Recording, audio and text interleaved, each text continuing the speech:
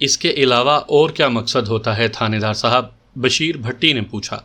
میں نے کہا سب سے اہم بات تو یہ ہوتی ہے کہ آپ سے متعلقہ چیز اگر کسی واردات میں استعمال ہو جائے یا جائے وقوع پر پڑی ملے تو مصیبت چلتے چلتے آپ کے دروازے تک بھی آ پہنچتی ہے، خصوصاً کوئی ایسی چیز جو آپ کی ملکیت ہو یا آپ کی شناخت کا باعث ہو، مثلاً کاڑا ہوا رومال، استعمال شدہ کنگھی، چمڑے کا بٹوا وغیرہ وغیرہ۔ آخری جملہ میں نے طنزیہ انداز میں ادا کیا تھا۔ بشیر بھٹی فکر مند لہجے میں بولا، پھر تو واقعی مجھ سے غلطی ہو گئی، مجھے چاہیے تھا کہ فی الفور اپنی جیب کٹنے کی رپورٹ درج کروا دیتا۔ اب اتنا پریشان ہونے کی بھی ضرورت نہیں ہے، افتخار بھٹی نے کہا، جو گزر گئی وہ گزر گئی، آئندہ محتاط رہنا۔ میں نے براہ راست بشیر کو مخاطب کرتے ہوئے کہا، چلو فی الحال میں تمہاری کہانی پر تھوڑی دیر کے لیے یقین کر لیتا ہوں کہ تمہارا بٹوا کسی جیب کترے نے اڑایا، رقم نکال کر وہ بٹوا کہیں پھینک دیا، مگر ایک بات کی وضاحت نہیں ہوتی کہ وہ تمام اشیاء جائے واردات پر کیوں پڑی ملی ہیں۔ کیا اس سے یہ ظاہر نہیں ہوتا کہ کوئی شخص دانستہ تمہیں اس معاملے میں ملوث کرنے کی کوشش کر رہا ہے؟ ہاں مجھے بھی ایسا ہی محسوس ہو رہا ہے، وہ تائیدی انداز میں بولا۔ افتخار بھٹی بولا، ملک صاحب اس سے ایک اور بات بھی ثابت ہوتی ہے۔ وہ کیا ابا جی؟ میرے بجائے بشیر نے سوال کیا۔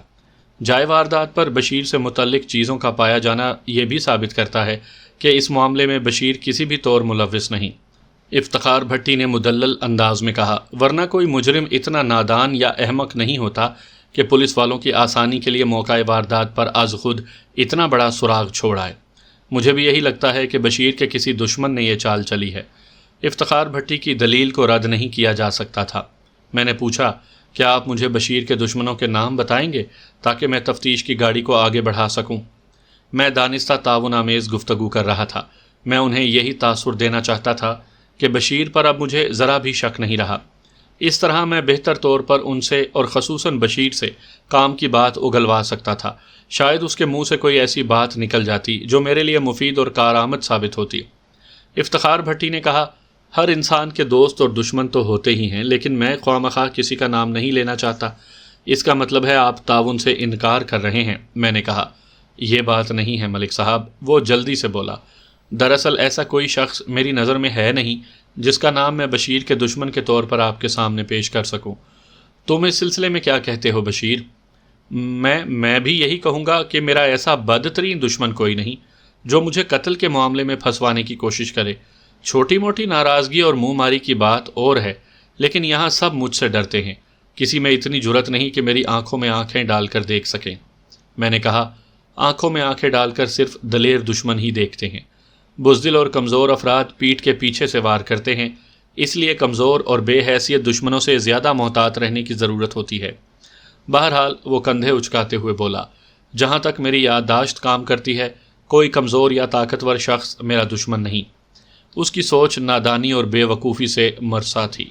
میں اس بحث میں وقت ضائع نہیں کرنا چاہتا تھا، اس لیے کام کی بات کی طرف آتے ہوئے میں نے بشیر بھٹی سے کہا، برخوردار، میں نے شفقت آمیز لہجے میں اسے مخاطب کیا تاکہ اپنائیت کی فضا قائم ہو سکے۔ مجھے اب یقین ہوتا جا رہا ہے کہ تم پپو مرڈر کیس میں ملوث نہیں ہو، لیکن اپنی مکمل بے گناہی ثابت کرنے کے لیے تمہیں میرے چند نازک سوالات کے جواب دینے ہوں گے۔ میں آپ کے ہر نازک اور اہم سوال کا جواب دینا چاہوں گا، وہ پر اعتماد لہجے میں بولا، تاکہ میری ذات پر سے آپ کا شک مکمل طور پر ختم ہو سکے اور آپ مجھے بے گناہ تسلیم کر لیں۔ پوچھیں، کیا پوچھنا چاہتے ہیں آپ؟ میں نے افتخار بھٹی کی جانب دیکھا، وہ فوراً میری طرف متوجہ ہو گیا۔ میں نے کہا، بھٹی صاحب، اب وہ مرحلہ آ گیا جب میں کچھ راز و نیاز چھوٹے بھٹی صاحب سے تنہائی میں کرنا چاہوں گا۔ افتخار بھٹی فوراً اٹھ کر کھڑا ہو گیا اور دروازے کی جانب قدم بڑھاتے ہوئے بولا، آپ اطمینان سے بات کر لیں، میں آپ کے کھانے پینے کے لیے کچھ بھیجتا ہوں۔ اس سے پہلے کہ میں اسے کہتا اس تکلف کی ضرورت نہیں، وہ بیٹھک سے باہر جا چکا تھا۔ میں بشیر بھٹی کی طرف متوجہ ہو گیا، برخوردار، اب کسی قسم کی دروغ گوئی سے کام لینے کی کوشش نہ کرنا، ورنہ معاملہ گڑبڑ ہو جائے گا۔ میں نے پہلے بھی غلط بیانی سے کام نہیں لیا تھانے دار صاحب، یہ بہت اچھی بات ہے اور تمہارے حق میں جاتی ہے۔ میں نے سراہنے والے انداز میں کہا، تم مجھے خاصے معقول نوجوان لگتے ہو۔ وہ ایک پولیس افسر سے اپنی تعریف سن کر خوش ہو گیا، اور خاص طور پر وہ پولیس افسر جو اس کے بارے میں تفتیش کر رہا ہو۔ میں نے دانستہ یہ رویہ اپنایا تھا۔ میں نے اس سے پوچھا، کیا تمہیں بھی ایسا محسوس ہوتا ہے کہ ہم پہلے بھی کہیں مل چکے ہیں؟ وہ کچھ دیر سوچنے کے بعد بولا، نہیں جناب، میں ایسا محسوس نہیں کرتا، آج ہم پہلی مرتبہ ملے ہیں، مگر مجھے ایسا محسوس ہو رہا ہے۔ میں نے کہا، پھر تو آپ کو یہ بھی پتا ہوگا کہ ہم پہلے کب اور کہاں مل چکے ہیں۔ یہی تو یاد نہیں آ رہا برخوردار، میں نے پیشانی مسلتے ہوئے کہا۔ بشیر بھٹی نے کچھ نہیں کہا۔ میں نے پوچھا، کیا تم جانتے ہو مقتول پپو کون تھا؟ ایک لمحے کے لیے اس کا چہرہ متغیر ہوا، لیکن پھر اس نے سنبھالا لے لیا اور ٹھہرے ہوئے لہجے میں جواب دیا، وہ ایمن آباد میں رہنے والے ایک شخص سکندر علی کا اکلوتا بیٹا تھا۔ کیا وہ صرف سکندر علی کا بیٹا تھا؟ کیا مطلب ہے آپ کا؟ اس نے الٹا مجھ سے سوال کر دیا۔ میں نے اپنی بات کی وضاحت کرتے ہوئے کہا، سکندر علی تو اس کا باپ تھا، پپو کسی ماں کا بیٹا بھی تو تھا۔ ظاہر ہے جناب، ہر بچے کی کوئی نہ کوئی ماں تو ہوتی ہی ہے جو اسے جنم دیتی ہے، وہ فلسفیانہ انداز میں بولا۔ پپو کی بھی کوئی ماں ضرور ہوگی۔ کوئی ماں ضرور ہوگی، میں نے اسی کے الفاظ دہرائے۔ تم اتنی زیادہ اجنبیت کا مظاہرہ کیوں کر رہے ہو بشیر بھٹی؟ آپ کہنا کیا چاہتے ہیں تھانے دار صاحب؟ میں کہنا نہیں بلکہ پوچھنا چاہتا ہوں کہ کیا تم پپو کی ماں سے واقف نہیں؟ میں نے سنسناتے ہوئے لہجے میں کہا، وہ تو شادی سے پہلے تمہاری کنگنی والا ہی میں رہتی تھی، اور شادی کے بعد بھی سال 6 مہینے میں ایمن آباد سے یہاں آتی رہتی ہے۔ مگر آپ مجھے یہ سب کچھ کیوں بتا رہی ہیں؟ وہ جز بز ہوتے ہوئے بولا۔ میں نے قدرے سخت لہجہ اختیار کرتے ہوئے کہا، بشیر بھٹی، میں تمہیں پہلے ہی تنبیہ کر چکا ہوں کہ اب کسی قسم کے جھوٹ کا سہارا نہیں لینا۔ تم پپو کی ماں بشرا کو اچھی طرح جانتے ہو۔ ایک لمحے کے توقف سے میں نے اضافہ کیا، میں پوری چھان بین کے بعد ہی کسی شخص کو ٹارگٹ بناتا ہوں۔ تمہارے اور بشرا کے معاملے میں نے مکمل تحقیق کر لی ہے۔ بشرا تم سے شدید محبت کرتی تھی، مگر تمہاری ناپاک خواہش کی تکمیل کے لیے وہ تیار نہیں تھی۔ نتیجے میں تم نے اس سے رخ پھیر لیا اور وہ بیاہ کر ایمن آباد چلی گئی۔ اس شادی میں وٹا سٹا بھی ایک دباؤ کی صورت میں موجود تھا۔ کیا میں غلط کہہ رہا ہوں؟ آپ بڑی حد تک درست کہہ رہے ہیں جناب، وہ سنجیدہ لہجے میں بولا۔ بشرا جیسی بے وقوف عورت میں نے کہیں بھی نہیں دیکھی۔ میں نے اسے یکسر نظر انداز کر دیا تھا، مگر شادی کے بعد بھی اسے جب موقع ملا مجھے دیکھنے ضرور آتی تھی، اور تمہیں تحفے بھی دیتی تھی۔ میں نے لقمہ دیا، کبھی بوسکی کا کاڑا ہوا ریشمی رومال، اور کبھی… میں نے دانستہ جملہ ادھورا چھوڑ دیا۔ وہ میز پر رکھے بوسکی کے رومال کی طرف دیکھ کر خجالت محسوس کرنے لگا۔ میں نے کہا، یہ تتلی اور بی والا رومال بشرا ہی نے تمہیں کاڑ کر دیا تھا نا؟ اس کے پاس انکار کی کوئی گنجائش نہیں تھی۔ ندامت آمیز لہجے میں بولا، ہاں تھانے دار صاحب، یہ رومال بشرا ہی نے 2 ماہ پہلے مجھے دیا تھا اور بتایا تھا کہ B.B سے مراد بشرا اور بشیر ہے۔ آپ یقین جانیں، مجھے 450 روپے کے کھو جانے کا اتنا افسوس نہیں تھا جتنا اس رومال کی گمشدگی کا تھا۔ اس کا مطلب ہے تم بھی اسے چاہنے لگے ہو۔ آپ اسے چاہت نہیں کہہ سکتے، وہ عجیب سے لہجے میں بولا۔ سچی بات تو یہ ہے کہ میں نے اپنے دل میں بشرا کے لیے کبھی وہ جذبات محسوس نہیں کیے جسے محبت یا عشق کا نام دیا جا سکتا ہو۔ ایک لمحے کو رک کر اس نے کہا، البتہ مجھے بشرا کی دیوانگی اور اہمکانہ لگاؤ پر ہمیشہ افسوس ہوتا رہتا ہے۔ میں اس کوڑ فطرت شخص کو عشق و محبت پر کوئی لیکچر دینے کا ہرگز ارادہ نہیں رکھتا تھا، چنانچہ بات کو اصل موضوع کی طرف لاتے ہوئے کہا، اب میرے ایک اور آخری سوال کا جواب دے دو۔ وہ ہمتن گوش ہو گیا۔ میں نے ابھی تک اسے پپو کے پوسٹ مارٹم کی رپورٹ کے بارے میں کچھ نہیں بتایا تھا۔ میں نے اس سے پوچھا، ذرا سوچ کر بتاؤ، 6 جون کی رات 8 اور 10 بجے کے درمیان تم کہاں تھے؟ اچھی طرح غور کرنے کے بعد جواب دینا۔ اگر تم نے اس سوال کے جواب میں غلط بیانی کی تو برے پھنسو گے، اور ہاں یہ بھی یاد رکھو، اگر تم نے بار بار بیان بدلا تو پھر بھی تمہاری ہی مصیبت ہوگی۔ وہ چند لمحے غور کرتا رہا، پھر سوالیہ انداز میں میری طرف دیکھتے ہوئے بولا، 6 جون وہی تاریخ ہے نا جب پپو کو قتل کیا گیا تھا؟ ہاں بالکل وہی تاریخ ہے، میں نے کہا۔ ہمیں 7 جون کی صبح اس واردات کی اطلاع دی گئی تھی۔ دین محمد کمہار نے سب سے پہلے جھاڑیوں میں پپو کی بے حرمت لاش دیکھی۔ خدا کا شکر ہے، وہ چھت کی طرف دیکھتے ہوئے بولا، ورنہ پتہ نہیں آپ کا مجھ پر شک ختم بھی ہوتا یا نہیں۔ تم کس بات کے لیے خدا کا شکر ادا کر رہے ہو؟ وہ بولا، ویسے تو کسی بھی بات پر خدا کا شکر ادا کیا جا سکتا ہے، مگر میں اس خاص وقت پر اس لیے خدا کا شکر ادا کر رہا ہوں کہ 6 جون کی صبح سے لے کر 7 جون کی شام تک میں کنگنی والا میں بلکہ گجرانوالا میں ہی نہیں تھا۔ تم اس دوران میں کہاں تھے؟ میں نے تعجب سے پوچھا۔ میں 6 جون کی صبح گھوٹکی گیا تھا، اس نے بتایا، اور 7 جون کی شام وہاں سے واپس آیا تھا۔ میں نے پوچھا، تمہارے بیان کی تصدیق کس طرح ہوگی؟ وہ بولا، اس بات کی تصدیق تو ابا جی بھی کر دیں گے کہ میں 6 جون صبح سے شام جون کی شام تک کنگنی والا میں نہیں تھا۔ ایک لمحے کے توقف سے اس نے اضافہ کیا، اور اگر آپ گھوٹکی میں میری موجودگی کا پتہ چلانا چاہتے ہیں تو میں وہاں کے چودھری اشتیاق کا ایڈریس آپ کو لکھوا دیتا ہوں، آپ اس سے میرے بارے میں پوچھ سکتے ہیں۔ لیکن اس سلسلے میں آپ سے ایک گزارش کروں گا۔ وہ کیا بھائی؟ میں نے پوچھا۔ وہ بولا، آپ گھوٹکی میں چودھری اشتیاق کے ڈیرے پر جو بھی پوچھ گچھ کریں گے اس کا ذکر آپ ابا جی سے نہیں کریں گے۔ کیوں بھائی؟ میں نے حیرت بھرے لہجے میں کہا، کیا تم لوگ چودھری اشتیاق کے ڈیرے پر بم وغیرہ بناتے ہو؟ وہ جھینپے ہوئے انداز میں بولا، ایسی کوئی بات نہیں جناب۔ پھر کیسی بات ہے بھٹی صاحب؟ وہ ایک آنکھ دباتے ہوئے بولا، آپ سمجھا کریں نا تھانے دار صاحب، میں کبھی کبھار وہاں دل پشوری کرنے چلا جاتا ہوں۔ چودھری اشتیاق ہفتہ 10 دن میں اپنی ہاں چوٹی کی طوائفوں کو بلاتا ہے، رات بھر رقص و سرور کی محفل جمتی ہے، شباب اور شراب کی وہاں کوئی کمی نہیں ہوتی۔ اب تو آپ میری بات سمجھ گئے ہوں گے۔ اچھی طرح سمجھ گیا ہوں برخوردار، میں نے معنی خیز انداز میں سر ہلاتے ہوئے کہا۔ آپ اپنے وعدے کا پاس کریں گے؟ وہ تاکیدی لہجے میں بولا۔ ابا جی کو میری اس مصروفیت کا علم نہیں ہونا چاہیے۔ میں نے حالات کا رخ اور بشیر بھٹی کے تعاون کو دیکھتے ہوئے اس کی خواہش کے مطابق وعدہ کر لیا۔ میرا خیال ہے اس میں ایسی نقصان والی کوئی بات نہیں تھی، تاہم میں نے وارننگ دینے والے انداز میں اس سے کہا، یہ مت سمجھنا کہ میں چودھری اشتیاق سے وہاں تمہاری موجودگی کے بارے میں دریافت نہیں کروں گا۔ آپ پوری طرح اپنی تسلی کر لیں جناب۔ وہ مضبوط لہجے میں بولا، میں نے جب کسی قسم کی غلط بیانی سے کام نہیں لیا تو پھر مجھے ڈرنے کی کیا ضرورت ہے؟ میں کسی بھی طور پر پپو مرڈر کیس میں ملوث نہیں ہوں۔ آپ گھوٹکی ضرور جائیں تاکہ آپ کو میری بے گناہی کا یقین آ جائے۔ اس رات جب ہم واپس تھانے پہنچے تو 12:30 بج چکے تھے۔ اے ایس آئی کو میں نے اگلے دن کی چھٹی دے دی اور خود آرام کرنے کے لیے اپنے سرکاری کوارٹر میں چلا گیا۔ آئندہ 3 روز میں نے کاموں کی اور گھوٹکی بندے بھیج کر بشیر بھٹی کے بیان کی تصدیق کروا لی۔ بشیر عیاش طبع اور شوقین مزاج ضرور تھا، تاہم وقوعہ کے وقت وہ جائے واردات سے بہت دور گھوٹکی میں چودھری اشتیاق کے ڈیرے پر موجود تھا۔ کاموں کی کے آڑتی پرویز چیمے نے اس بات کی بھی تصدیق کی کہ بشیر کا بٹوا چوری ہو گیا تھا۔ بشیر نے اس واقعے کے بعد پرویز چیمے کو اپنی جیب کٹنے کی کہانی سنائی تھی۔ ان حالات کے پیش نظر بشیر بھٹی میرے شک کی زد سے نکل گیا تھا، مگر ابھی تک پپو کے قاتل کا کوئی سراغ نہیں ملا تھا۔ روزانہ گھنٹوں A S I Farid Ghori سے بھی اس موضوع پر بات ہوتی تھی اور عملی کوششیں بھی جاری تھیں۔ ایک روز فرید غوری نے کہا، ملک صاحب، آپ نے ایک عجیب بات نوٹ کی ہے۔ کون سی بات مسٹر غوری؟ وہ چند لمحے خاموش رہنے کے بعد بولا، مجھے مقتول پپو کے باپ سکندر علی کا رویہ کچھ غیر فطری سا لگتا ہے۔ وہ کس طرح؟ میں نے پوچھا۔ وہ اس طرح جناب کہ فرید غوری نے کہا، اس دن کے بعد سے اس نے ہم سے کوئی رابطہ نہیں کیا، حالانکہ ہمارے علاقے میں اس کے بیٹے کا قتل ہوا ہے۔ قاتل تک پہنچنے اور اسے قرار واقعی سزا دلوانے کے لیے اسے ہمارا دروازہ کھٹکھٹانا چاہیے۔ میں تمہاری بات سے اتفاق کرتا ہوں فرید، میں نے کہا، مگر اس سلسلے میں کچھ کوتاہی ہماری بھی ہے۔ ہماری کیا کوتاہی ہے ملک صاحب؟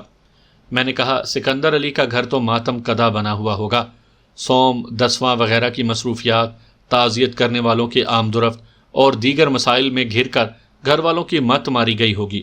یہ تو ہمارا فرض بنتا تھا کہ خود وہاں پہنچ کر حالات کا جائزہ لیں۔ تو پھر کیا ارادہ ہے؟ فرید غوری نے کہا، کل ایمن آباد کا چکر لگائیں، ممکن ہے کوئی مفید بات معلوم ہو جائے۔ میں نے کہا، ٹھیک ہے، کل ہم ایمن آباد جائیں گے۔ اگلے روز حسب پروگرام میں A S I Farid Ghori کے ساتھ ایک بیڈ فورڈ بس میں سوار ہو کر ایمن آباد کی طرف جا رہا تھا۔ یہ بس گجرانوالا سے وانڈو تک جاتی تھی اور ایمن آباد کے اندر سے ہو کر گزرتی تھی۔ اس بس میں سفر کرنے کا ایک فائدہ یہ تھا کہ بس اسٹاپ سے سکندر علی کے گھر جانے کے لیے ہمیں پیدل نہیں چلنا پڑتا اور یہ بس ہمارے تھانے کے سامنے سے ہی مل جاتی تھی۔ ہماری دستک کے جواب میں دروازہ سکندر علی کی بیوی بشرا بیگم نے کھولا۔ سکندر علی اس وقت گھر میں نہیں تھا۔ بشرا نے ہمیں بیٹھک میں بٹھایا۔ ہمارے درمیان پپو کے متوقع قاتل کے بارے میں باتیں ہونے لگیں۔ اس دوران میں بشیر بھٹی بھی زیر بحث آیا، لیکن میں نے تمام گفتگو کے درمیان میں یہ بات خاص طور پر نوٹ کی کہ بشرا اپنے دل میں بشیر کے لیے اچھے جذبات رکھتی تھی۔ میں نے گھما پھرا کر مختلف انداز میں ایسے سوالات کیے جن سے ان کے کسی دشمن کا سراغ مل سکے، مگر کوئی کامیابی حاصل نہیں ہوئی۔ ہمیں وہاں بیٹھے ہوئے تقریباً آدھا گھنٹہ گزر چکا تھا کہ ایک عجیب بات ہوئی۔ اس وقت تک سکندر علی گھر واپس نہیں آیا تھا۔ بشرا نے چونکنے والے انداز میں اے ایس آئی کے ہاتھ کی طرف اشارہ کیا اور چیخ سے مشابہ لہجے میں بولی، یہ آپ کے پاس کہاں سے آ گئی؟ بشرا کے اس سوال پر میں نے اور فرید غوری نے بیک وقت اس طرف دیکھا جدھر بشرا اپنی انگلی سے اشارہ کر رہی تھی۔ میں نے دیکھا اے ایس آئی کی ایک انگلی میں چاندی کی ایک انگوٹھی نظر آ رہی تھی جس میں زرد عقیق جڑا ہوا تھا۔ میں نے اس سے پہلے فرید کے ہاتھ میں یہ انگوٹھی کبھی نہیں دیکھی تھی۔ بشرا نے دوبارہ استفسار کیا، یہ انگوٹھی آپ کو کہاں سے ملی ہے جناب؟ اب میں نے بھی اے ایس آئی سے یہی سوال کیا، بولتے کیوں نہیں فرید؟ بشرا کی بات کا جواب دو، میں نے پہلے تو تمہارے پاس کبھی یہ انگوٹھی نہیں دیکھی۔ اے ایس آئی نے بتایا، یہ انگوٹھی آج صبح ہی میں نے کانسٹیبل عارف سے لی ہے، اس نے اپنے ہاتھوں میں پہن رکھی تھی، میں نے مانگی تو اس نے مجھے دے دی، مجھے یہ انگوٹھی پسند آ گئی تھی اس لیے میں نے اپنی انگلی میں پہن لی۔ میں نے بشرا کو مخاطب کرتے ہوئے سوال کیا، تم اس انگوٹھی کے بارے میں اتنی شدت سے کیوں استفسار کر رہی ہو؟ میں اس لیے پوچھ رہی ہوں کہ یہ انگوٹھی سکندر علی کی ہے، بشرا نے جواب دیا۔ جب سے پپو کو وہ سانحہ پیش آیا ہے میں نے اس کے ہاتھ میں یہ انگوٹھی نہیں دیکھی، کئی مرتبہ اس سے پوچھ بھی چکی ہوں، وہ ہر مرتبہ یہی جواب دیتا ہے کہ انگوٹھی کہیں گم ہو گئی ہے۔ صورتحال اچانک ڈرامائی رنگ اختیار کر گئی تھی۔ جو انگوٹھی سکندر علی کی ملکیت تھی وہ کانسٹیبل عارف کے پاس کس طرح پہنچ گئی، یہ بات سمجھ میں نہیں آ رہی تھی۔ اس بات کا جواب کانسٹیبل عارف ہی دے سکتا تھا، تاہم میں نے ایک مرتبہ بشرا سے بھی تصدیق کرنا ضروری سمجھا۔ میں نے کہا، بشرا کیا تمہیں یقین ہے کہ یہ وہی انگوٹھی ہے جو سکندر علی کے پاس ہوتی تھی؟ مجھے اچھی طرح یقین ہے، وہ پورے وثوق سے بولی، میں اس کی انگوٹھی کو لاکھوں انگوٹھیوں میں بھی شناخت کر سکتی ہوں۔ میں نے اٹھتے ہوئے کہا، ہم دوبارہ آئیں گے، تم وعدہ کرو جب تک ہم یہاں نہ پہنچ جائیں تم سکندر علی سے اس گمشدہ انگوٹھی کا ذکر نہیں کرو گی، یہ بہت ضروری ہے، تم میری بات سمجھ رہی ہو نا؟ اس نے اس بات میں سر ہلایا۔ ہم کچھ ہی دیر بعد اپنے تھانے میں موجود تھے۔ میں نے فوراً کانسٹیبل عارف کو اپنے کمرے میں بلا لیا اور انگوٹھی کے حوالے سے اس پر سوالات کی بوچھاڑ کر دی۔ وہ بیچارہ پہلے تو بوکھلا گیا، پھر اس نے سب کچھ سچ سچ بتا دیا۔ سامعین کرام، آپ سن رہے ہیں ملک صفدر حیات کی تفتیشی داستانوں کے سلسلے میں ایک دلچسپ اردو داستان جس کا نام ہے شقی القلب۔ یہ اس سلسلے کی آخری اور قسط نمبر 4 ہے۔ مجھے امید ہے آپ کو میری یہ کاوش پسند آئی ہوگی۔ آپ نے اگر ابھی تک میرا چینل کہانی گھر سبسکرائب نہیں کیا تو ابھی میرے چینل کو سبسکرائب کر کے بیل نوٹیفیکیشن آن کر لیجئے تاکہ آنے والی ہر نئی کہانی کی اطلاع بر وقت آپ تک پہنچ سکے۔ مجھے یہ انگوٹھی اس روز جائے وقوع سے ملی تھی، یہ جھاڑیوں میں پھنسی ہوئی تھی۔ مجھے یہ یاد آیا کہ 7 جون کی صبح ہمارے ساتھ جو کانسٹیبل جائے وقوع پر گئے تھے ان میں ایک نواز علی اور دوسرا محمد عارف تھا۔ بعد ازاں یہی دونوں کانسٹیبل پپو کی لاش کے ساتھ سرکاری ہسپتال بھی گئے تھے۔ اس کیس کی تمام گمشدہ کڑیاں جیسے ایک دم آپس میں مل گئی تھیں۔ یہ بات پایا ثبوت کو پہنچ گئی تھی کہ اس روز سکندر علی جائے وقوع پر موجود تھا۔ یہ ایک خوفناک انکشاف تھا، اور اس سے بھی مزید خوفناک یہ سوال تھا کہ کیا سکندر علی خود ہی اپنے بیٹے کا قاتل تھا؟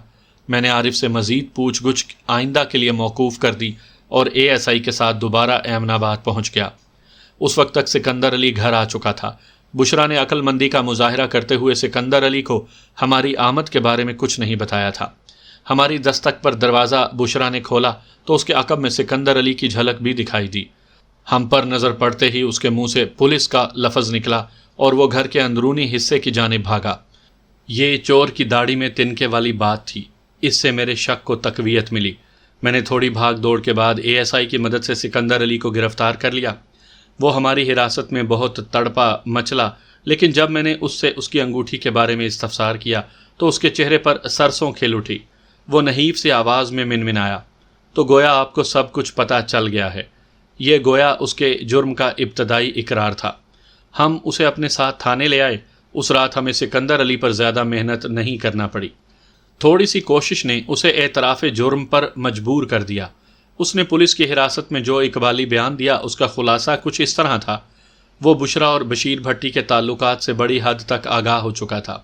جب اسے معلوم ہوا کہ بشرا شادی سے پہلے ہی بشیر کو پسند کرتی تھی اور اب بھی موقع محل دیکھتے ہوئے اس سے ملتی رہتی ہے، اس وقت تک بہت دیر ہو چکی تھی، کیونکہ اس وقت تک حامد علی عرف پپو 2 سال کا ہو چکا تھا۔ جب ایک موقع پر سکندر کو بشیر بھٹی کو دیکھنے کا اتفاق ہوا تو اس کے تن بدن میں آگ سی لگ گئی۔ پپو کی شکل بڑی حد تک بشیر بھٹی سے ملتی جلتی تھی۔ وہ اپنی اولاد کو بشرا کا گناہ سمجھا، حالانکہ بشرا کی پاکیزگی میں کوئی کلام نہیں تھا۔ اس کی سوچوں، اس کو خیالوں اور اس کے جذبات میں ہر وقت بشیر بھٹی رہتا تھا، چنانچہ اس نے ایک ایسے بچے کو جنم دیا جو صورت شکل میں بشیر سے مشابہ تھا، مگر یہ بات سکندر کی سمجھ میں نہیں آ سکتی تھی۔ وہ دن رات اپنی بیوی اور بشیر بھٹی سے انتقام لینے کے بارے میں سوچنے لگا۔ اسے اپنے بیٹے سے بھی نفرت ہوتی جا رہی تھی۔ پھر ایک روز اسے ان ناپسندیدہ افراد سے انتقام لینے کا ذریعہ ہاتھ آ گیا۔ وہ حسب معمول احمد آباد کے بس اسٹاپ پر پھل بیچ رہا تھا کہ ایک شخص پھل خریدتے ہوئے اپنا بٹوا وہاں بھول گیا۔ اس نے بٹوا کھول کر دیکھا تو اس کے ہوش اڑ گئے۔ اس بٹوے میں بشرا کے ہاتھ کا کڑا ہوا بوسکی کا رومال اور ایک عدد کنگھی موجود تھی۔ سب سے اہم چیز بشیر کی چھوٹی سی تصویر تھی۔ تصویر نہ بھی ہوتی تو اس کے سمجھنے کے لیے رومال ہی کافی تھا کہ وہ بٹوا بشیر بھٹی کا ہوگا، کیونکہ وہ مذکورہ رومال کو بشرا کے ہاتھ میں کاڑنے کے دوران میں دیکھ چکا تھا۔ سکندر علی سمجھ گیا کہ وہ بٹوا کسی جیب کترے کی مہربانی سے اس تک پہنچ گیا تھا، کیونکہ اس میں رقم نام کی کوئی چیز موجود نہیں تھی۔ جیب کتروں کو صرف رقم سے سروکار ہوتا ہے، باقی اشیاء کو وہ یوں ہی کہیں نہ کہیں پھینک دیتے ہیں۔ سکندر علی نے ایک تیر سے دو شکار کرنے کا منصوبہ بنایا۔ وہ جس بچے سے نفرت کرتا تھا اسے قتل کر کے بشیر بھٹی کو پھنسانے کا ارادہ باندھ کر وہ مناسب موقع کا انتظار کرنے لگا۔ پھر 6 جون کی شام وہ چپکے سے پپو کو اپنے ساتھ لے کر نہر کے کنارے جھاڑیوں میں آ گیا۔ احمد آباد سے ایک کچا راستہ بھی اس طرف آتا تھا جو اس کے منصوبے کے لیے زیادہ مناسب تھا۔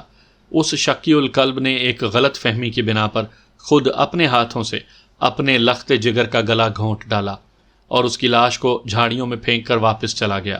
بشیر بھٹی کو پھنسانے کے لیے وہ بٹوا، بوسکی کا رومال اور کنگھی وغیرہ جائے وقوع کے قریب ہی پھینک گیا تھا، مگر وہ خبیث انسان یہ نہیں جانتا تھا کہ قدرت اس کے اس کبھی فعل پر تل ملا رہی تھی اور اسے بھیانک انجام سے دوچار کرنے کا منصوبہ بنا رہی تھی۔ یہ بشیر بھٹی کی خوش قسمتی اور سکندر علی کی سزا تھی، جو بشیر بھٹی وقوع کے روز گھوٹکی گیا ہوا تھا اور سکندر علی کے ہاتھ کی انگوٹھی جائے وقوع کے نزدیک جھاڑیوں میں گر گئی تھی۔ قدرت کو جب کوئی کام کرنا ہوتا ہے تو اسی طرح اسباب پیدا ہو جاتے ہیں۔ شک، حسد اور شرک کو اسی لیے سختی سے منع کیا گیا ہے۔ جب شک کا بیج دل میں جڑ پکڑ لیتا ہے تو پھر تباہی اور بربادی ہی سامنے آتی ہے۔ کاش سکندر علی نے اپنی بیوی کے کردار پر شک نہ کیا ہوتا تو آج سب کچھ اس کے پاس ہوتا۔ وہ اسی شک کی آگ میں جل کر اپنے بیٹے کو قتل کر بیٹھا۔ دنیاوی قانون کی سزا ملنے سے پہلے ہی اس کے ضمیر نے فیصلہ سنا دیا۔ جب اسے پتہ چلا کہ اس کی بیوی پاک دامن اور آبرومند تھی تو اس خیال سے ہی اس کا دماغ الٹ گیا کہ وہ اپنے ہاتھوں سے اپنے بیٹے کا گلا گھونٹنے کا مرتکب ہوا ہے۔ ایک خبط الحواس اور پاگل دماغ شخص کو کیا سزا دی جا سکتی ہے؟ میں نے اپنا فرض پورا کرتے ہوئے اسے عدالت کے حوالے کر دیا تھا۔ عدالت نے اسے جیل بھیج دیا۔ جیل والوں نے کچھ عرصہ اپنے پاس رکھ کر اسے آزاد کر دیا۔ وہ ایک ایسا آزاد انسان تھا جو اپنے ضمیر کا قیدی بن چکا تھا۔ بعد میں اسے احمد آباد کے بس اسٹاپ پر خاک بسر دیکھا گیا۔ اللہ ہم سب کو صحت مند سوچ اور جائز رویے اپنانے کی توفیق دے، آمین۔